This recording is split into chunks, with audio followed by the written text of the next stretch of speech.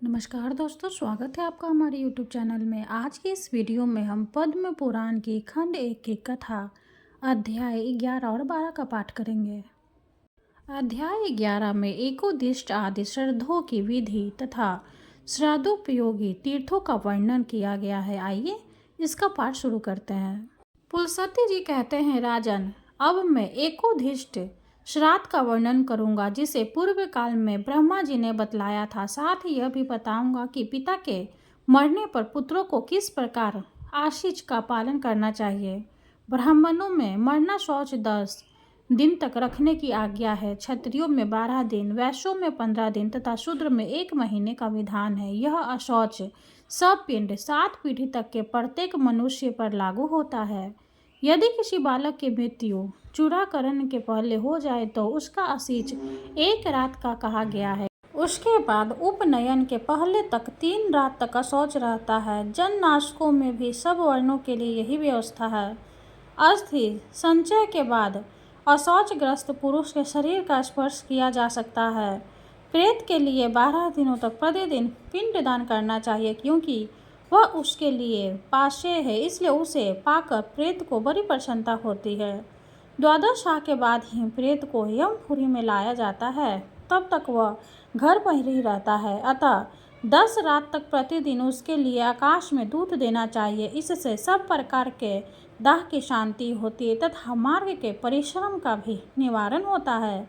दाह के बाद 11वें दिन जब कि सूतक निवृत्त हो जाता है, अपने गोत्र के 11 ब्राह्मणों को ही बुलाकर भोजन कराना चाहिए।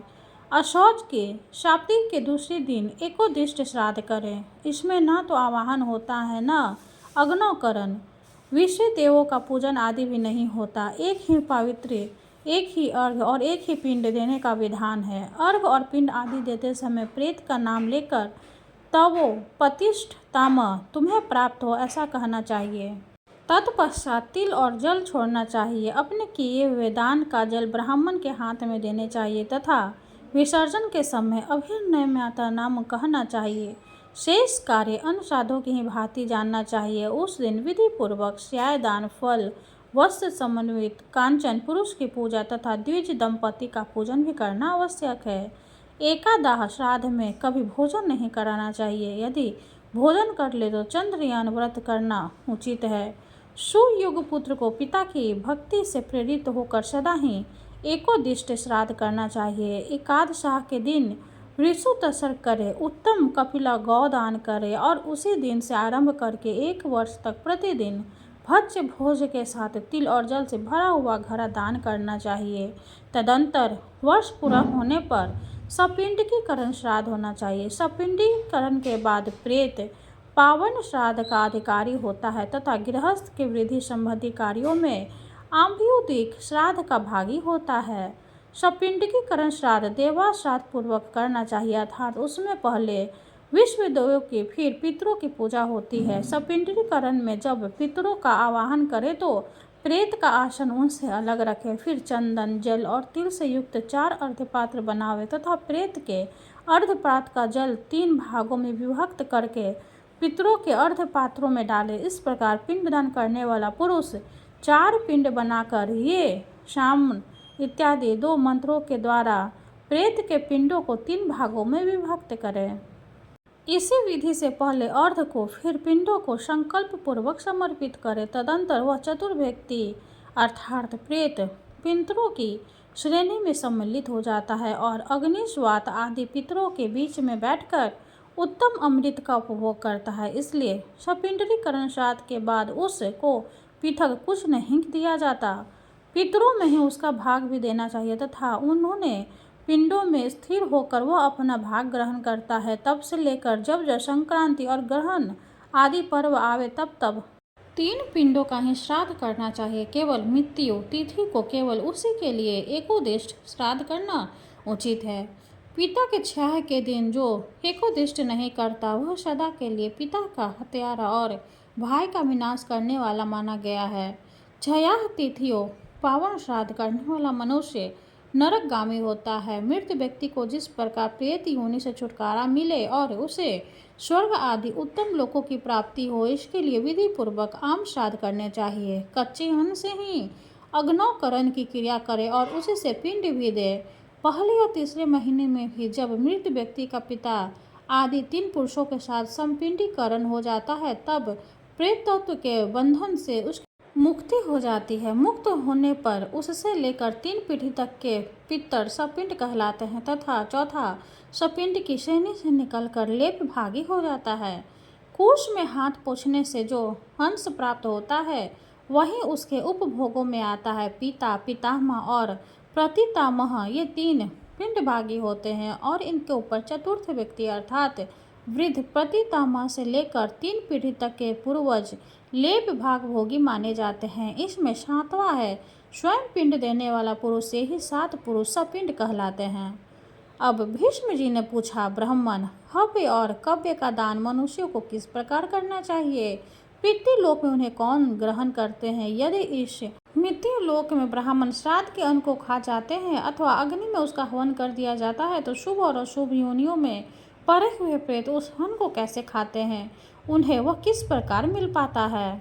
पुलस्त्य जी बोले, राजन, पिता वसु के पितामह रुद्र के तथा प्रतिमा आदित्य के स्वरूप है, ऐसी वेद की स्तुति है। पितरों के नाम और गोत्र ही उनके पास हव्य और कव्य पहुँचाने वाले हैं। मंत्र की शक्ति तथा हृदय की भक्ति से श्राद्ध का सार भाग पितरों को प्राप्त होता है। अग्निवास आदि दिव्य पितर पिता पितामह आदि के अधिपति हैं, वे ही उनके पास श्राद्ध का अन्न पहुँचाने की व्यवस्था करते हैं। पितरों में से जो लोग कहीं जन्म ग्रहण कर लेते हैं उनके भी कुछ न कुछ नाम, गोत्र तथा देश आदि तो होते ही हैं। अतः ये भेंट पूजा आदि के रूप में दिया हुआ सब सामान प्राणियों के पास पहुंचकर उन्हें तृप्त करता है। यदि शुभ कर्मों के योग से पिता और माता दिव्य योनि को प्राप्त हुए हों तो श्राद्ध में दिया हुआ अन्न अमृत होकर उस अवस्था में भी उन्हें प्राप्त होता है। वही दैत्य योनि में भोग रूप में, पशु योनि में, त्रिप रूप से, सर्प योनि में, वायु रूप में तथा यक्ष योनि में पान रूप से उपस्थित होता है। इसी प्रकार यदि माता पिता मनुष्य योनि में हो तो उन्हें अन्न पान आदि अनेक रूपों में श्राद्ध की प्राप्ति होती है।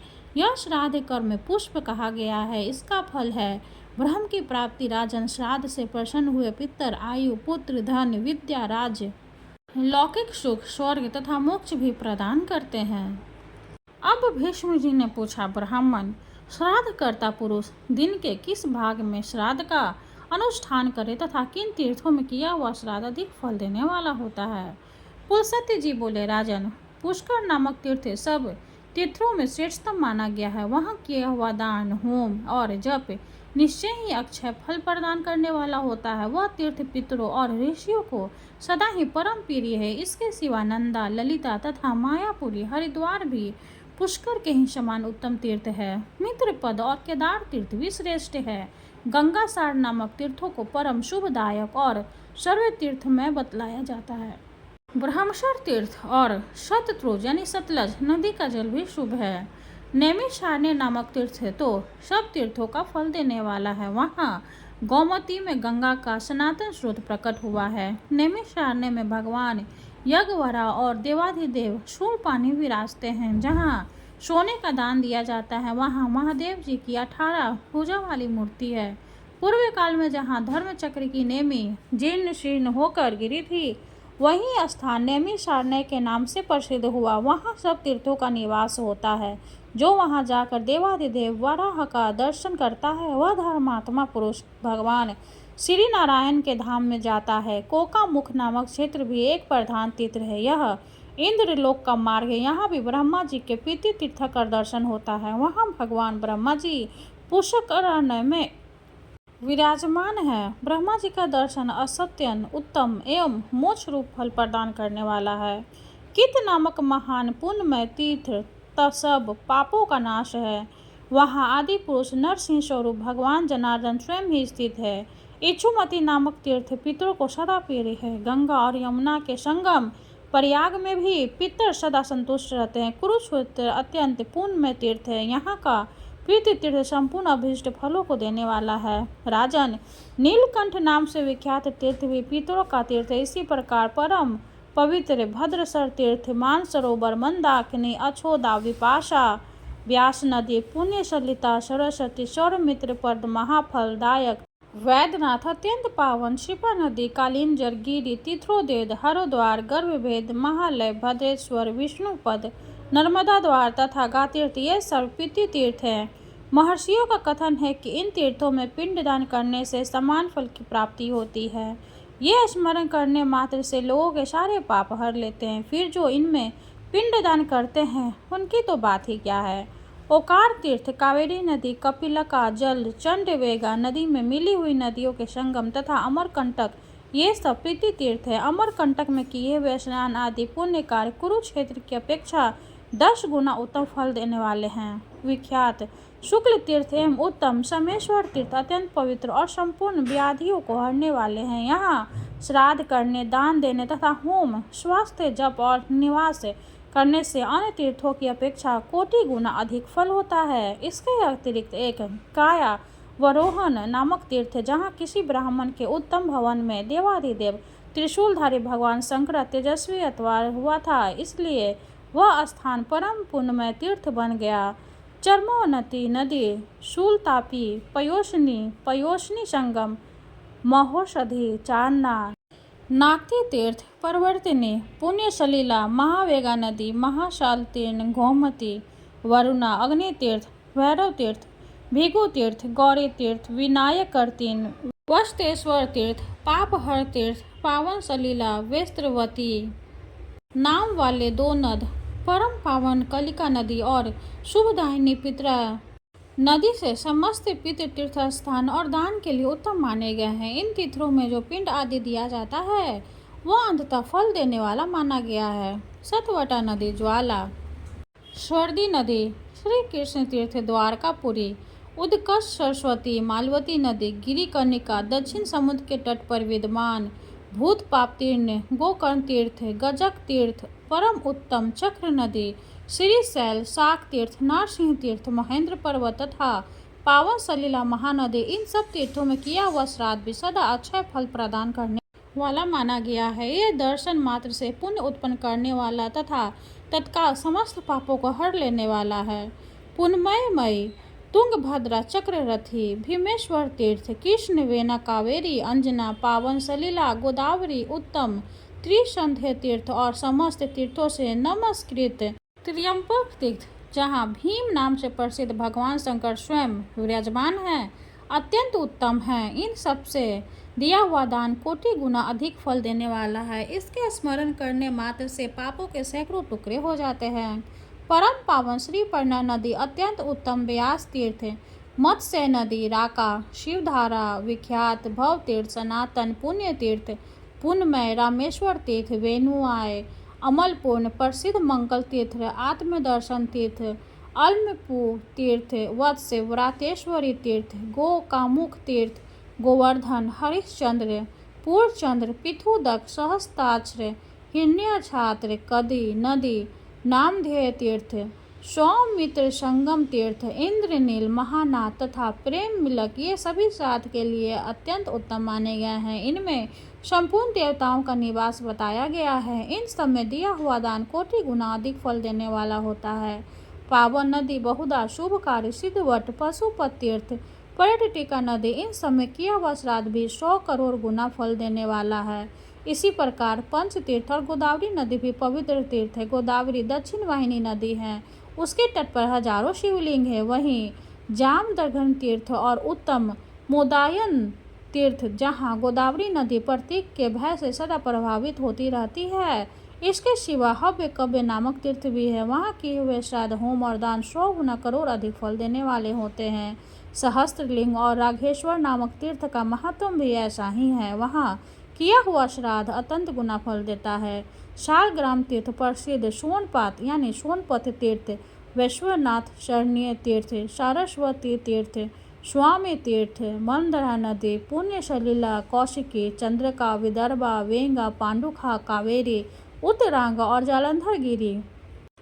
इन तीर्थों में किया हुआ श्राद्ध अक्षय होता है। लोहदंड तीर्थ, चित्रकूट, सभी स्थानों में गंगा नदी के दिव्य एवं कल्याणमय तट, कुब्जा चक्र, उर्वशी, पुलिन, संसार मोचन और ऋण मोचन तीर्थ, इनमें किया हुआ श्राद्ध अनंत हो जाता है। अठाहस तीर्थ, गौतमस्य तीर्थ, वशिष्ठ तीर्थ, भारतवर्षीय ब्रह्मावर्त, कुशार्थ, हंस तीर्थ, प्रसिद्ध पिंडारकर तीर्थ, शंखोद्वार तीर्थ, भांडेश्वर तीर्थ, बिल्वकर तीर्थ, नील पर्वत, सब तीर्थों का राजाधिराज, बद्री तीर्थ, वसुधरा तीर्थ, राम तीर्थ, जयंती विजय तथा शुक्ल तीर्थ, इनमें पिंडदान करने वाले पुरुष परम पद को प्राप्त होते हैं। मातृगृह तीर्थ, करवीरपुर तथा सब तीर्थों का स्वामी सप्त गोदावरी नामक तीर्थ भी अत्यंत पावन है। जिन्हें अनंत फल प्राप्त करने की इच्छा हो उन पुरुषों को इन तीर्थों में पिंडदान करना चाहिए। मगध देश में गया नाम की पुरी तथा राजगिरी नामक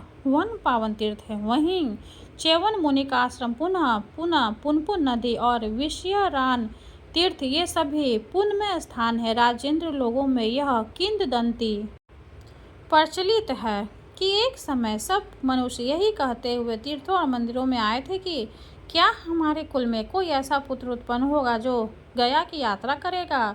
जो वहां जाएगा वह 7 पीढ़ी तक के पूर्वजों और 60 पीढ़ी तक की होने वाली संतानों को तार देगा। मातामह आदि के संबंधों की यह सनातन श्रुति चिरकाल से प्रसिद्ध है। वे कहते हैं, क्या हमारे वंश में एक भी ऐसा पुत्र होगा जो अपने पितरों की हड्डियों को लेकर जाकर गंगा में डाले, 7-8 तिलों से भी जल आदि दे तथा पुष्करायण, नैमिषारण्य और धर्मानय में पहुंचकर भक्तिपूर्वक श्राद्ध एवं पिंडदान करे। गया क्षेत्र के भीतर जो धर्मपृष्ठ, ब्रह्मसर तथा गया शीर्षवट नामक तीर्थों में पितरों को पिंडदान किया जाता है वह अक्षय होता है। जो घर पर श्राद्ध करके गया तीर्थ की यात्रा करता है वह मार्ग में पैर रखते ही नरक में पड़े हुए पितरों को तुरंत स्वर्ग में पहुंचा देता है। उसके कुल में कोई प्रेत नहीं होता। गया में पिंडदान के प्रभाव से प्रेत से छुटकारा मिल जाता है। गया में एक मुनि थे जो अपने दोनों हाथों के अभ्रग भाग से भरा हुआ तामपत्र लेकर आमों की जड़ में पानी देते थे। इससे आमों की सिंचाई भी होती थी और उनके पितर भी तृप्त होते थे। इस प्रकार एक ही क्रिया 2 प्रयोजन को सिद्ध करने वाली हुई। गया में पिंडदान से बढ़कर कोई दूसरा दान नहीं है, क्योंकि वहाँ एक ही पिंड देने से पितर तृप्त होकर मोक्ष को प्राप्त होते हैं। कोई मुनीश्वर हम दान को श्रेष्ठ बतलाते हैं और कोई वस्त्र दान को उत्तम कहते हैं। वस्तुतः गया के उत्तम तीर्थ में मनुष्य जो कुछ भी दान करते हैं वह धर्म का हेतु है और श्रेष्ठ कहा गया है। यह तीर्थों का संग्रह मैंने संक्षेप में बतलाया है, विस्तार से तो इसे बृहस्पति जी भी नहीं कह सकते हैं। फिर मनुष्य की तो बात ही क्या है। सत्य तीर्थ है, दया तीर्थ है और इंद्रियों का निग्रह भी तीर्थ है। मन को भी तीर्थ कहा गया है। सवेरे 3 मुहूर्त यानी 6 घड़ी तक प्रातः काल रहता है। उसके बाद 3 मुहूर्त का समय संगम कहलाता है। तत्पश्चात 3 मुहूर्त तक मध्यकान होता है। उसके बाद उतने ही समय तक अपराह कहलाता है। फिर 3 मुहूर्त तक सायं होता है। सायंहान काल में श्राद्ध नहीं करना चाहिए क्योंकि वह राक्षसी वेला है, अतः सभी कार्यों के लिए निंदित है। दिन के 15 मुहूर्त बतलाए गए हैं, उनमें 8वां मुहूर्त जो दोपहर के बाद पड़ता है कुतप कहलाता है। उसी समय में धीरे धीरे सूर्य का ताप मंद पड़ता जाता है, वह अनंत फल देने वाला काल है। उसी में श्राद्ध का आरंभ उत्तम माना गया है। खड़ग पात्र, कुतप, नेपाल देशीय कंबल, सुवर्ण कोश, तिल, गौ तथा 8वां दोहित, पुत्री का पुत्र, ये कुस्तिक अर्थात पापों को संताप देने वाले हैं, इसलिए इन 8 को कुतप कहते हैं। कुतप मुहूर्त के 4 मुहूर्त तक अर्थात कुल 5 मुहूर्त स्वच्छा वाचन श्राद्ध के लिए उत्तम काल है। कुश और काले तिल भगवान श्री विष्णु के शरीर से उत्पन्न हुए हैं। मनीषी पुरुषों ने श्राद्ध का लक्षण और काल इसी प्रकार बताया है। तीर्थवासियों को तीर्थ के जल में प्रवेश करके पितरों के लिए तिल और जल की अंजलि देनी चाहिए। एक हाथ में कुश लेकर घर में श्राद्ध करना चाहिए। यह तीर्थ श्राद्ध का विवरण पुण्यदायक, पवित्र, आयु बढ़ाने वाला तथा समस्त पाप का निवारण करने वाला है। इसे स्वयं ब्रह्मा जी ने अपने श्री मुख से कहा है। तीर्थवासियों को श्राद्ध के समय इस अध्ययन का पाठ करना चाहिए। यह सब पाप की शांति का साधक और दरिद्रता का नाशक है। 11वां अध्याय समाप्त हुआ। हरे कृष्ण। अब हम 12 अध्याय का पाठ करेंगे। 12वां अध्याय में चंद्रमा की उत्पत्ति तथा यदुवंश एवं सहस्त्रजून के प्रभाव का वर्णन जानेंगे। तो आइए पाठ शुरू करते हैं। भीष्म जी ने पूछा, समस्त शास्त्रों के ज्ञाता पुल सत्यजी, चंद्रवंश की उत्पत्ति कैसे हुई? उस वंश में कौन कौन से राजा अपनी कीर्ति का विस्तार करने वाले हुए? पुल सत्यजी ने कहा, राजन, पूर्व काल में ब्रह्मा जी ने महर्षि अत्रि को सृष्टि के लिए आज्ञा दी। तब उन्होंने सृष्टि की शक्ति प्राप्त करने के लिए अनुत्तर नामक तप किया। वे अपने मन और इंद्रियों के संयम में तप कर होकर परमानंद में ब्रह्म का चिंतन करने लगे। एक दिन महर्षि के नेत्रों से कुछ जल की बूंदें टपकने लगी, जो अपने प्रकाश से संपूर्ण चराचर जगत को प्रकाशित कर रही थी। दिशाओं की अष्टधात्री देवियों ने स्त्री रूप में आकर पुत्र पाने की इच्छा से उस जल को ग्रहण कर लिया। उनके उदर में वह जल गर्भ रूप में स्थित हुआ।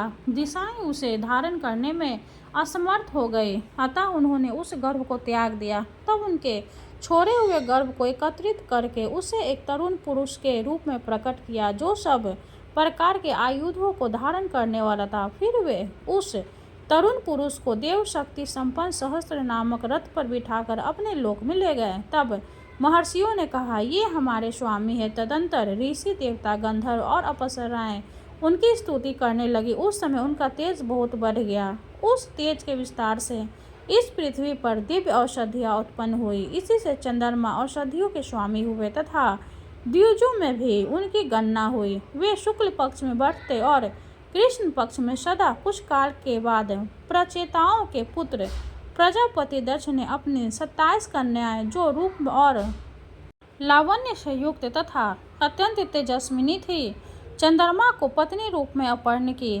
तत्पश्चात चंद्रमा केवल श्री विष्णु के ध्यान में तत्पर होकर चिरकाल तक बड़ी भारी तपस्या की। इससे प्रसन्न होकर परमात्मा श्री नारायण देव ने उनके वर मांगने को कहा। तब चंद्रमा ने यह वर मांगा, मैं इंद्रलोक में राजसूय यज्ञ करूंगा। उसमें आपके साथ के संपूर्ण देवता मेरे मंदिर में प्रत्यक्ष प्रकट होकर यज्ञ भाग ग्रहण करें। शूलधारी भगवान श्री शंकर मेरे यज्ञ की रक्षा करें। तथास्तु कहकर भगवान श्री विष्णु ने स्वयं ही राजसूय यज्ञ का समारोह किया। उसमें अत्रि, होता, भृगु, अधर्व और ब्रह्मा जी उद्राता हुए। साक्षात भगवान श्री हरि ब्रह्मा बनकर यज्ञ के दृष्टा हुए तथा संपूर्ण देवताओं ने सदस्य का काम संभाला। यज्ञ पूर्ण होने पर चंद्रमा को दुर्लभ ऐश्वर्य मिला और वे अपनी तपस्या के प्रभाव से सातों लोकों के स्वामी हुए। चंद्रमा से बुध की उत्पत्ति हुई। महर्षियों के साथ ब्रह्मा जी ने बुध को भूमंडल के राज पर अभिव्यक्त करके उन्हें ग्रहों की समानता प्रदान की। बुध ने इलाके गर्भ से एक धर्मात्म पुत्र उत्पन्न किया, जिसने 100 से भी अधिक अश्वमेघ यज्ञों का अनुष्ठान किया। वह पुरुवा के नाम से विख्यात हुआ। संपूर्ण जगत के लोगों ने उसके सामने मस्तक झुकाया। पुरुरवा ने हिमालय के रमणीय शिखर पर ब्रह्मा जी की आराधना करके लोकेश्वर का पद प्राप्त किया। वे सातों द्वीपों के स्वामी हुए। केशी आदि दैत्यों ने उनकी दासता स्वीकार की। उर्वशी नाम की अप्सरा उनके रूप पर मोहित होकर उनकी पत्नी हो गई। राजा पुरुरवा संपूर्ण लोगों के हितैषी राजा थे। उन्होंने सातों द्वीप, वन, पर्वत और कानकों सहित समस्त भूमंडल का धर्मपूर्वक पालन किया। उर्वशी ने पुरुषवा के वीर्य से 8 पुत्रों को जन्म दिया। उनके नाम ये हैं, आयु, दीर्घायु, वशायु, धनायु, वित्तमान, वसु, दिविजात और शुभायु। ये सभी दिव्य बाल और पराक्रम से संपन्न थे। इनमें से आयु के 5 पुत्र हुए, नहुष, वृद्धशर्मा, रजि, दंभ और इप्समा। ये पांचों वीर महारथी थे। रजि के 100 पुत्र हुए, जो राजेय के नाम से विख्यात थे। राजन रजि ने तपस्या द्वारा पाप के संपर्क से रहित भगवान श्री नारायण की आराधना की। इससे संतुष्ट होकर श्री विष्णु ने उन्हें वरदान दिया, जिससे रजि ने देवता, असुर और मनुष्यों को जीत लिया। अब मैं नहुष के पुरु का परिचय देता हूँ। उनके 7 पुत्र हुए और वे सब के सब धर्मात्मा थे। उनके नाम ये हैं, यति, ययाति, संयाति, उद्रव, पर, व्यति और विदुषाति। ये सातों अपने वंश का यश बढ़ाने वाले थे। उनमें यति कुमारावस्था में ही वानप्रस्थ योगी हो गए। यताति राज्य का पालन करने लगे। उन्होंने एकमात्र धर्म की ही शरण ले रखी थी। दानवराज वृषपर्वा की कन्या शर्मिष्ठा तथा शुक्राचार्य की पुत्री सती देवयानी, ये दोनों उनकी पत्नियां थीं। ययाति के 5 पुत्र थे। देवयानी के यदु और तुर्वसा नाम के 2 पुत्र को जन्म दिया था। शर्मिष्ठान ने द्रुहु, अनु और पुरु नामक 3 पुत्र उत्पन्न किए। उनमें यदु और पुरु, ये दोनों अपने वंश का विस्तार करने वाले हुए। यदु से यादव की उत्पत्ति हुई, जिनमें पृथ्वी का भार उतारने और पांडवों का हित करने के लिए भगवान बलराम और श्री कृष्ण प्रकट हुए हैं। यदु के 5 पुत्र हुए, जो देव कुमार के समान थे। उनके नाम थे सहस्त्रजित, कोष्टु, नील, अंजिक और रघु इनमें सहस्त्रजित श्रेष्ठ थे। उनके पुत्र राजा सत्यजित हुए। सत्यजित के हृदय हव और उत्तलायर ये 3 पुत्र हुए जो बड़े धर्मात्मा थे। है का पुत्र धर्मनेत्र के नाम से विख्यात हुआ। धर्मनेत्र के कुंभी, कुंभी के शहत और शहंत के महर्षि मान नामक पुत्र हुआ। महर्षि मान से भद्रसेन नामक पुत्र का जन्म हुआ जो बड़ा प्रतापी था। वह काशीपुरी का राजा था। भद्रसेन के पुत्र राजा दूरदर्श हुए। दूरदर्श के पुत्र भीम और भीम के बुद्धिमान कनक हुए। कनक के कीर्तांगिनी, कितवीर और कितधर्म और कितज्जा ये 4 पुत्र हुए जो संसार में विख्यात है। कितवीर का पुत्र अर्जुन हुआ जो 1000 भुजाओं से सुशोभित एवं 7 द्वीपों का राजा था। राजा कीर्तिवीर से 10,000 वर्षों तक दुष्कर्म तपस्या करके भगवान दत्तात्रेय जी की आराधना की। पुरुषोत्तम दत्तात्रेय जी ने उन्हें 4 वरदान दिए। राजाओं में श्रेष्ठ अर्जुन ने पहले तो अपने लिए 1000 भुजाएं मांगी। दूसरे वर का द्वार उन्होंने यह प्रार्थना की कि मेरे राज्य में लोगों को अधर्म की बात सोचते हुए भी मुझसे भय हो और वे अधर्म के मार्ग से हट जाए। तीसरा वरदान इस प्रकार, मैं युद्ध में पृथ्वी को जीतकर धर्मपूर्वक बल का संग्रह करो। चौथे वर के रूप में उन्होंने यह मांगा कि संग्राम में लड़ते लड़ते मैं अपनी अपेक्षा श्रेष्ठ वीर के हाथ से मारा जाऊं। राजा अर्जुन ने 7 द्वीप और नगरों से युक्त तथा 7 समुद्र से घिरी हुई इस सारी पृथ्वी को छात्र धर्म के अनुसार जीत लिया था। उस बुद्धिमान नरेश की इच्छा करते ही 1000 भुजाएं प्रकट हो जाती थी। महाबाहु अर्जुन के सभी यज्ञों में पर्याप्त दक्षिणा बांटी जाती थी। शव में सुवर्णमय यूप और सोनों की ही वेदियां बनाई जाती थी। उन यज्ञों में संपूर्ण देवता सज धज कर विमानों पर बैठकर प्रत्यक्ष दर्शन देते थे। महाराज कार्तिवर्ण ने 85,000 वर्षों तक एक छत्र राज्य की। वे चक्रवर्ती राजा थे। योगी होने के कारण अर्जुन समय समय पर मेघ के रूप में प्रकट हो वृष्टि के द्वारा प्रजा को सुख पहुंचाते थे।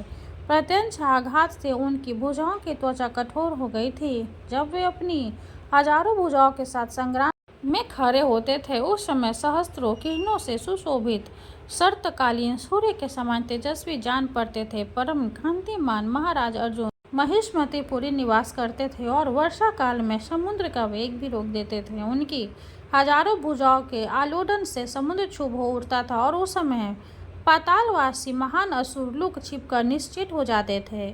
एक समय की बात है, वे अपने बाणों से अभिमानी रावण को सेना सहित मूर्छित करके 5 महिष्मतिपुरगों से आए। वहां से लेकर उन्होंने रावण को कैद में डाल दिया। तब मैं पुल सत्य अर्जुन को प्रसन्न करने के लिए गया। राजन, मेरी बात मानकर उन्होंने मेरे पौत्र को दिया और उनके साथ मित्रता कर ली। किंतु विधाता का बल और पराक्रम अद्भुत है, जिसके प्रभाव से विदु नंदन परशुराम जी ने राजा कार्तिकवीर की हजारों भुजाओं को सोने की तालवन की भांति संग्राम में काट डाला।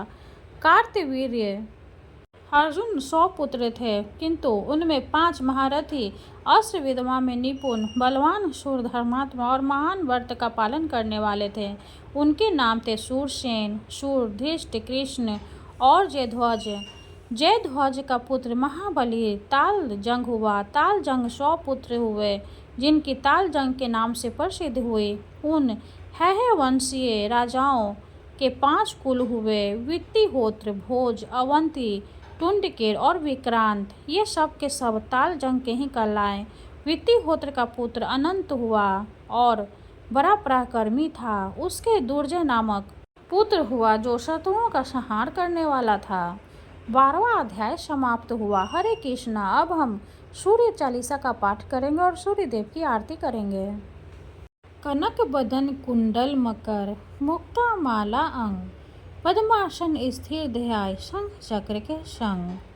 जय सविता जय जयति दिवाकर, सहस्त्रांशु सप्ताश्वति मिरहर, भानु पतंग मरीचि भास्कर, सविता हंस सुनूर विभाकर, विवास्वान आदित्य विकर्तन, मार्तंड हरि रूप विरचन, अम्बर मणि खग रवि कहलाते, वेद हिरण्य गर्भे कह गाते, सहस्त्रांशु पधोतन कहीं कहीं मुनिगण होत प्रसन्न, मुदलहि अरुण सदृश सारथी मनोहर, हाँकते है शाता चढ़ी रथ पर, मंडल की महिमा अति न्यारी, तेज रूप करी बलिहारी, उच्च श्रवासदृश है जोते, देखी पुरंदर लज्जित होते, मित्र मरीचि भानु वरुण, भास्कर सविता सूर्य अर्क खग कलिकर,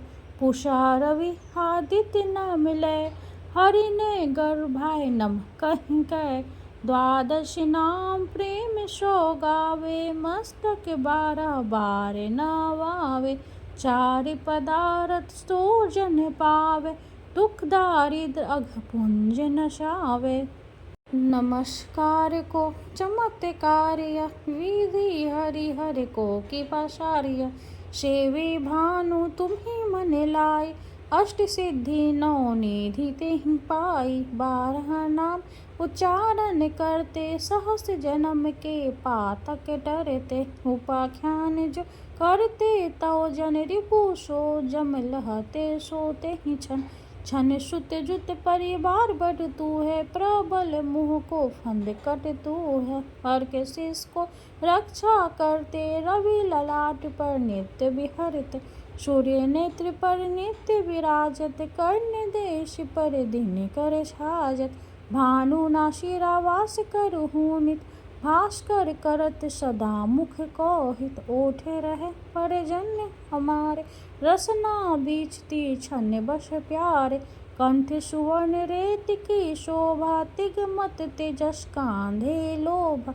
उषा बाहु मिठ पिटही पर, त्वष्टा वरुण रहम सुउषकर, युगल हाथ पर रक्षा कारण, भानुमान उर शर्म सुदर्शन, बसत नाभि आदित्य मनोहर, कटी महाहंस रहत मन मुद्र, जंघा गोपति सविता बासा, गुप्त दिवाकर करत हुलासा, विवस्वाद पद की रखवारी, बाहर बसते नित्य तमहारी, सहस्त्रांशु सर्वांग समारे, रक्षा कवच विचित्र विचारे, अश जो जन अपने न माहि, वह जग बीज कर होते ही नाही, दरिद्र कुष्ठ ते ही कभू न व्यापे, जो जन या को मन मह जापे, अंधकार जग का हो हरता, नो प्रकाशे आनंद भरता, ग्रह गण ग्रस न मिटावत जाहि, कोटि बार में पर न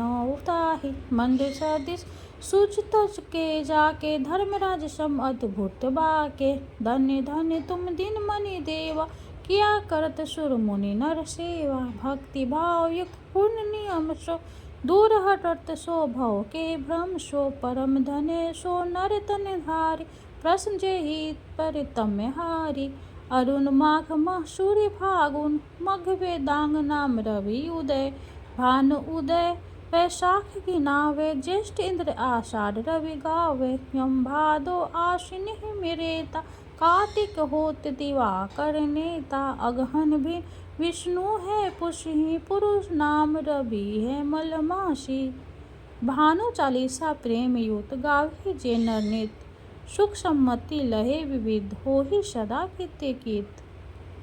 ओम जय सूर्य भगवान, जय हो दिनकर भगवान, जगत के नेत्र स्वरूपा, तुम हो त्रिगुण स्वरूपा, धरत सभी तब ध्यान, ओम जय सूर्य भगवान, ओम जय सूर्य भगवान, सारथी अरुण है प्रभु तुम, श्वेत कमल धारी, तुम चार भुजाधारी, अस्सी सात तुम्हारे, कोटि किरण पासारे, तुम हो देवी महान, ओम जय सूर्य भगवान, ओम जय सूर्य भगवान, उषा काल में जब तुम उदया चले आते, सब तब दर्शन पाते, फैलाते उजियारा, जागता तब जग सारा, करे सब तब गुणगान, ओम जय सूर्य भगवान, ओम जय सूर्य भगवान।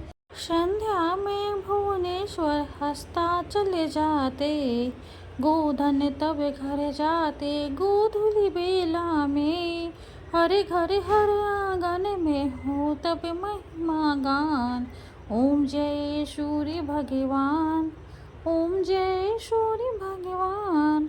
देव धनुज नर नारी ऋषि मुनिवर भजते। आदित्य हृदय जपते श्रोत्रिय मंगलकारी। इसकी है रचना न्यारी दे नव जीवन दान। ओम जय सूर्य भगवान। ओम जय सूर्य भगवान। तुम हो त्रिकाल रचयिता, तुम जग के आधार। महिमा तब अपरंपार, प्राणों का सिंचन करके भक्त को अपने देते बल बुद्धि और ज्ञान। ओम जय सूर्य भगवान। ओम जय सूर्य भगवान। भूचर जलचर खेचर सबके हो प्राण तुम्ही। सब जीवों के प्राण तुम्ही। वेद पुराण बखाने धर्म सभी तुम्हें माने। तुम ही सर्वशक्तिमान। ओम जय सूर्य भगवान। ओम जय सूर्य भगवान। पूजन करती दिशाएं पूजे दश दिक्पाल। तुम भुवनों के प्रतिपाल ऋतु में तुम्हारी दासी। तुम शाश्वत अविनाशी शुभकारी अंशुमान। ओम जय सूर्य भगवान।